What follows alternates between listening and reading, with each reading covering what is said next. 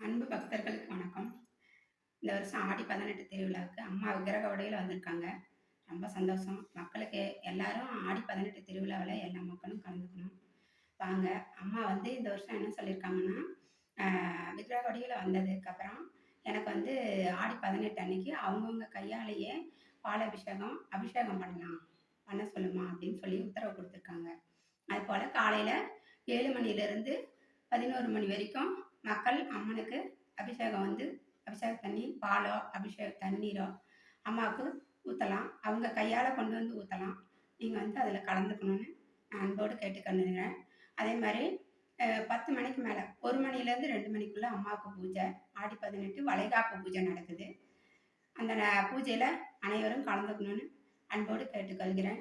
அ எல்லாரும் உங்க நீங்க அம்மாட்ட வேண்டுதல் வச்சு வணங்கிக்குங்க. கண்டிப்பா அம்மா வந்து இந்த வேண்டுதல கண்டிப்பா நிறைவேத்தி குடுப்பாங்க.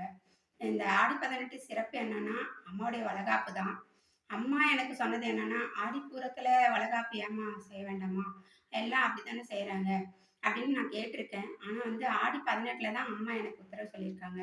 ஆடி 18 அன்னைக்கு தான் எனக்கு வந்து வளைகாப்பு விழா நடத்தணும் அப்படின்னு என்கிட்ட உத்தரவு குடுத்ததுனால, அம்மாவுக்கு நான் ஆரம்பத்துல இருந்தே ஆடி 18 திருவிழா அன்னைக்கு தான் வளைகாப்பு அம்மாவுக்கு நான் செஞ்சுட்டுருக்கேன். இந்த வளைகாப்புல கலந்துக்கிறவங்களுக்கு கண்டிப்பா இந்த வருஷம் வந்து அம்மாகிட்ட குங்குமம் வச்சுட்டு போனாங்கன்னா, அடுத்த வருஷத்துக்குள்ள அவங்க வந்து 7 மாசம், 8 மாசம் கண்டிப்பா கர்ப்பமா இருப்பாங்க. அம்மாவுக்கு அடுத்த வருஷம் கண்டிப்பா அவங்க வேண்டுதல நிறைவேத்திர்றாங்க. முன்னாடியும் நிறைவேத்துறவங்களும் இருக்காங்க. அதுபோல உங்களுடைய மனசு போல எல்லாரும் அம்மாவுக்கு வேண்டுதல் வச்சுக்குங்க.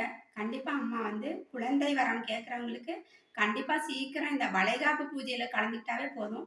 குழந்தை வரம் கண்டிப்பா கிடைக்கும்.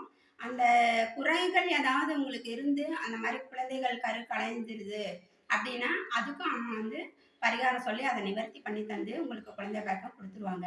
கண்டிப்பா அம்மாவோடைய பூஜையில கலந்துக்கங்க.